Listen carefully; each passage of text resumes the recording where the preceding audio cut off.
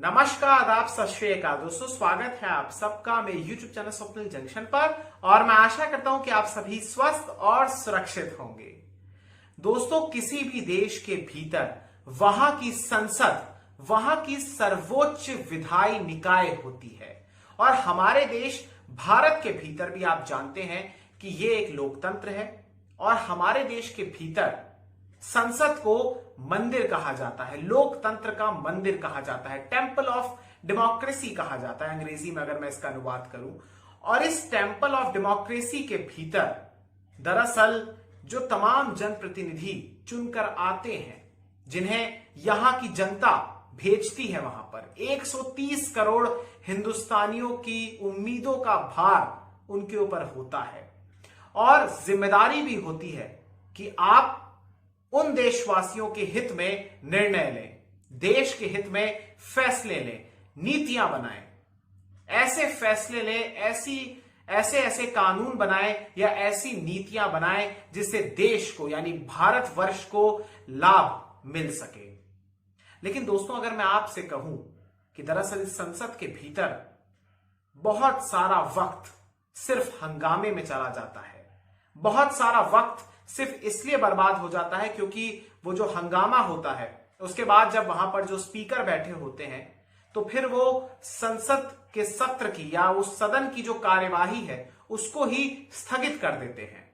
और फिर उसके बाद जितना देर वो स्थगित करते हैं तो वो पर मिनट, पर घंटा, इवन पर सेकंड, प्रति सेकंड से लेकर प्रति घंटे तक वो हिसाब, वो पैसा, वो जो खर्च होता है वो इतना ज्यादा होता है कि आप सोचकर वाकई में आपके माथे पर चिंता की लकीरें आ जाएंगी। और वाकई में ये सब का जो स्रोत है, यानी ये जो पैसा आता है, यानी ये जो संसद चलती है राजधानी दिल्ली के भीतर, वो पैसा आपकी यानी जो इस देश के टैक्स पेयर्स हैं, जो इस देश में बड़ी ही ईमानदारी के साथ और समयबद्ध होकर इस देश के भीतर टैक्स को पे करते हैं, उन्हीं की कमाई से ये संसद चलती है। और फिर जब इस संसद के भीतर बहुत सारा वक्त बर्बाद हो जाता है, व्यर्थ हो जाता है, तो फिर उसके बाद आम नागरिक को ये पता होना चाहिए कि आखिर उसके साथ कितना बड़ा विश्वासघात हो रहा है। इसलिए आज की इस वीडियो में दोस्तों कुछ बातों की द्वारा और कुछ तथ्यों के द्वारा, कुछ आंकड़ों की मदद से आज ये जानने की कोशिश करेंगे कि आखिर संसद का ये जो सत्र वर्तमान चल रहा है और इससे पहले भी जो संसद के सत्र आयोजित किए गए हैं अलग अलग, तो उनमें क्या क्या चीजें हुई हैं और कितना पैसा बर्बाद हुआ है। वैसे दोस्तों, आज जो मैं आपके सामने डेटा लेकर आया हूं ये बहुत सारी अलग अलग मीडिया रिपोर्ट से लिया गया है, तो इसमें आपको ये मदद मिलेगी कि ये एक प्रकार से अनुमान आपको लगाने में ये सहायता हो जाएगी कि आखिर कितना पैसा खर्च होता है। तो चलिए दोस्तों, बिना किसी देरी के मैं शुरुआत करना चाहूंगा, लेकिन उससे पहले आपके लिए थोड़ी सी बेसिक जानकारी देना चाहूंगा। और ये शुरुआती जानकारी या ये कहिए कि ये जो बुनियादी जानकारी है वो भी आपके लिए बहुत जरूरी है। देखिए, संसद का जो सत्र होता है वो एक वर्ष में 3 बार आयोजित किया जाता है। सबसे पहले बजट का सत्र होता है, इसके बाद मानसून का सत्र होता है। बजट का सत्र जो दोस्तों होता है वो दरअसल अमूमन फरवरी के महीने में शुरू होता है और अप्रैल मई तक चलता है। इसके बाद जो मानसून का सत्र होता है वो जुलाई के महीने में शुरू होता है और फिर ये अगस्त तक चलता है। कई बार, बहुत ही रेयर चांसेस होते हैं कि सितंबर तक चल जाए। और फिर इसके बाद शीतकालीन सत्र होता है यानी विंटर सेशन होता है, जो कि ठंड में शुरू होता है और ये नवंबर दिसंबर तक चलता है। अब एक बरस के भीतर ये 3 सत्र आयोजित किए जाते हैं। अब आपको दोस्तों कुछ आंकड़ों की मदद से मैं बताना चाहूंगा कि दरअसल हो क्या रहा है और कितना पैसा खर्च होता है, कितना पैसा बर्बाद हो जाता है। देखिए, ये साल 2016 का आंकड़ा मैं आपको दे रहा हूं दोस्तों, कार्यवाही चलाने के लिए यानी संसद की कार्यवाही चलाने के लिए जो शीतकालीन सत्र का ये मैं डेटा आपको दे रहा हूं दोस्तों, उस 2016 के बरस में करीब 144 करोड़ रुपए खर्च हुए थे। यानी प्रति मिनट 2,50,000 रुपए यानी 2.5 लाख रुपए का खर्च आया था। इसके अलावा दोस्तों मैं आपको एक आंकड़ा और देना चाहूंगा जो कि है 2018 का, और यह आंकड़ा है 29 जनवरी से लेकर 9 फरवरी का और 5 मार्च से लेकर 6 अप्रैल तक के बीच का, 2018 का यह आंकड़ा है और इस दौर में 190 करोड़ रुपए से ज्यादा की धनराशि खर्च हुई थी। यह बजट सत्र का था दोस्तों और इसमें प्रति मिनट 3 लाख रुपए से ज्यादा का खर्च आया था। अगर मैं दोस्तों आपको एक औसत बताऊं और एक दिन में कार्यवाही अगर 6 घंटे की चलती है, सुबह 11 बजे से लेकर आप ये मानकर चलिए कि अगर शाम 6 बजे तक अमूमन ये काम चलता है, लेकिन अगर आप औसत ये मानकर चलिए कि 6 घंटे अगर कार्यवाही हो रही है तो फिर इस देश के भीतर 10 करोड़ रुपए से ज्यादा की धनराशि खर्च हो जाती है। एक दिन की मैं बात कर रहा हूं और ऐसा औसत कहा जाता है कि 70 से 80 दिन इस देश के भीतर संसद के सत्र को आयोजित किया जाता है। तो अब आप इसको गुणा करके बड़े अच्छे से एक लमसम अमाउंट आप अपने दिमाग में रख लीजिए कि आखिर कितना पैसा खर्च हो जाता है सिर्फ कार्यवाही चलाने में, कार्यवाही करने में। इसके अलावा दोस्तों मैं आपको बताना चाहूंगा एक और आंकड़ा है, वो ये है कि दरअसल 2016 का ही ये आंकड़ा है और इसमें ये जो मैंने आपको 144 करोड़ रुपए का ये जो खर्च बताया था, ये जो आपको बताया था, ये जो धनराशि, ये दरअसल बर्बाद हुई धनराशि थी। ये पूरा खर्च नहीं था, ये बर्बाद हुई धनराशि थी, जो धनराशि वेस्ट हो गई। और ये इसलिए वेस्ट हुई क्योंकि उस शीतकालीन सत्र के दौरान 92 घंटे वेस्ट हो गए थे। 92 घंटे कोई कार्यवाही नहीं हुई, लिहाजा ये 144 करोड़ रुपए बर्बाद हो गए। इसके अलावा 2010 से लेकर 2014 तक 900 घंटे बर्बाद हुए हैं। अब इसमें आपको मैंने बताया कि प्रति मिनट कितना खर्च आता है औसत और प्रति घंटे कितना आता है, उसको आप गुणा कर लीजिए कितना पैसा खर्च हो गया होगा। इसके अलावा दोस्तों आप देखिए कि यहां पर अगर मैं आपको बताऊं तो औसत, अगर मैं आपको, जैसे कि मैंने आपको शुरुआत में ही बताया था, लेकिन इस बार के सत्र की आपको दास्तान में कुछ बताना चाहूंगा। ये पहले सप्ताह की है, जो कि आपको पता होगा कि मॉनसून सत्र की शुरुआत 19 जुलाई से हुई थी और ये 13 अगस्त तक शेड्यूल है। उस दिन ये सत्र का समापन हो जाएगा इसका। और इसके पहले सप्ताह में यानी 19 जुलाई से लेकर 27 जुलाई के बीच का ये आंकड़ा है और ये आंकड़ा दरअसल इस प्रकार का है कि 89 करोड़ रुपए बर्बाद हो गए। सिर्फ 7 दिन के भीतर 89 करोड़ रुपयों की बलि दे दी गई। इसमें अगर मैं आपको लोकसभा की बताऊं अगर पूरी स्थिति, तो वहां पर दरअसल 1 घंटे का जो वहां पर खर्च हुआ, यानी 1 घंटे वहां पर 1.5 करोड़ रुपए खर्च हो गए 1 घंटे की कार्रवाई करने में। ये एक दिन की बात हो रही है, 1 घंटे की। तो इस लिहाज से पहले हफ्ते 58 करोड़ 56 लाख रुपए खर्च हो गए। इससे ज्यादा ही अमाउंट खर्च हुआ है। इसके अलावा राज्यसभा की अगर मैं बात करूं तो यहां पर प्रति जो घंटे की बात है, 1 घंटे की बात है, ये 1.1 करोड़ की है, यानी 1 करोड़ 10 लाख रुपए की करीब करीब ये इतना खर्च आता है। और इसमें 28 घंटे वेस्ट हुए पहले सप्ताह के दौरान ही। इसमें 30 करोड़ रुपए की धनराशि करीब करीब स्वाहा हो गई। और ये कुल मिला के ये रफली में आपको मैंने बताया, लेकिन ये करीब 89 करोड़ रुपए की धनराशि बैठती है।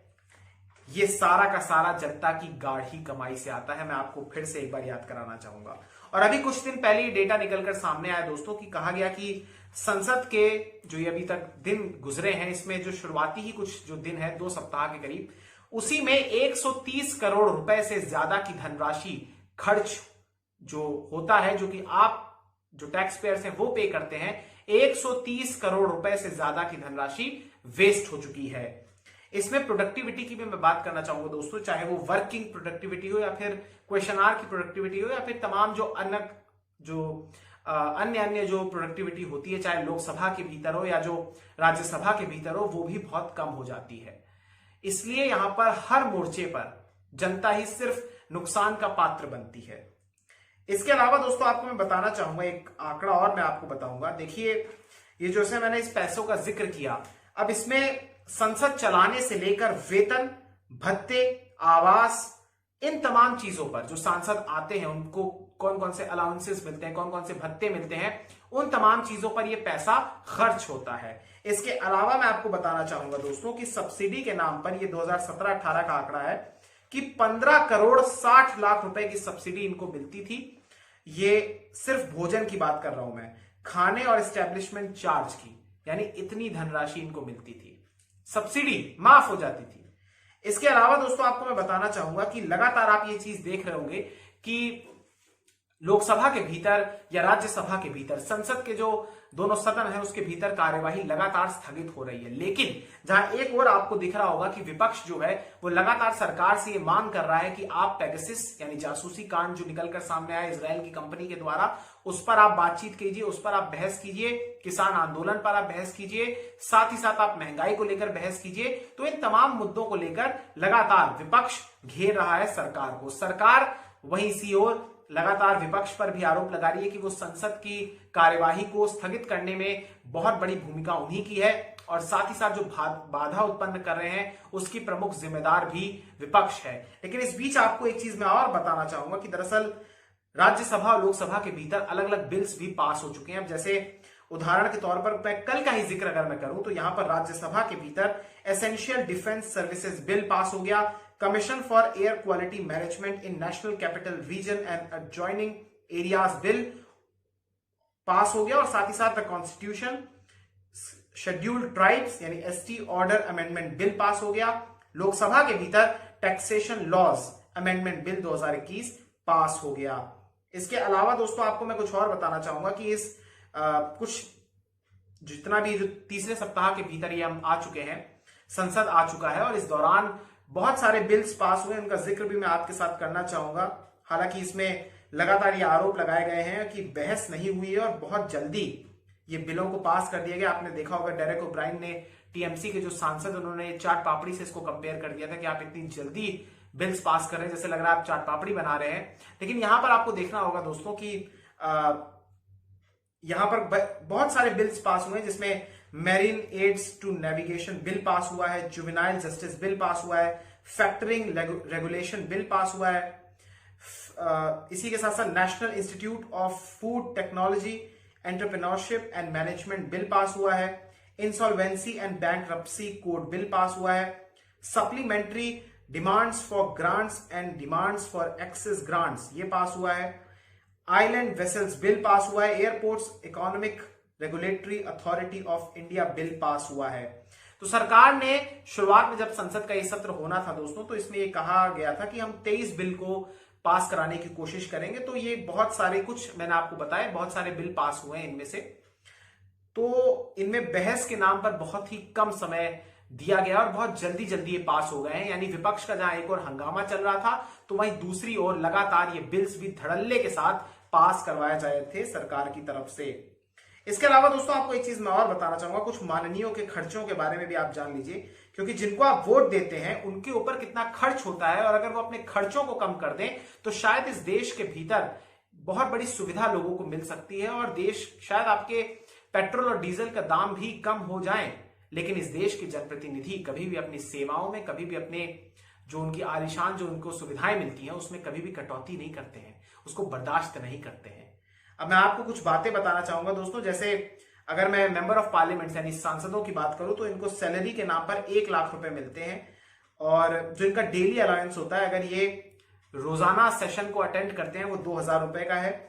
कॉन्स्टिट्यूएंसी जो इनका निर्वाचन क्षेत्र होता है, जो संसदीय क्षेत्र होता है, वहां के लिए अलाउंस इनको 70,000 रुपए प्रति महीने के तौर पर मिलता है। ऑफिस का इनको एक्सपेंस जो मिलता है, ऑफिस का जो खर्च इनको मिलता है, वो 60,000 रुपए प्रति महीना मिलता है, जिसमें स्टेशनरी आइटम्स के लिए इनको 20,000 रुपए मिलते हैं, अगर इनको कुछ पोस्ट कराना है तो उसके लिए भी, और सेक्रेटरियल असिस्टेंट्स के लिए 40,000 रुपए मिलते हैं। यानी अगर इनको कोई सेक्रेटरी रखना है अपने पास तो फिर उसके लिए 40,000 रुपए की अलाउंस इनको मिलता है, भत्ता इनको मिलता है। इसके अलावा रेल ट्रैवल की फैसिलिटीज के नाम पर इनको एक फ्री रेलवे पास मिलता है, जो कि ये किसी भी एसी और एग्जीक्यूटिव क्लास की ट्रेन में जाकर पूरे भारतवर्ष में सफर कर सकते हैं।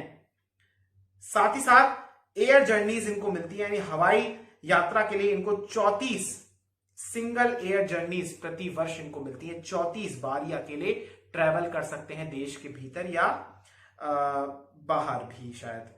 तो इसके अलावा टेलीफोन और इंटरनेट फैसिलिटी की बात करूं तो यहां पर इनको 1.5 लाख फ्री लोकल कॉल्स 1 साल में मिलती है।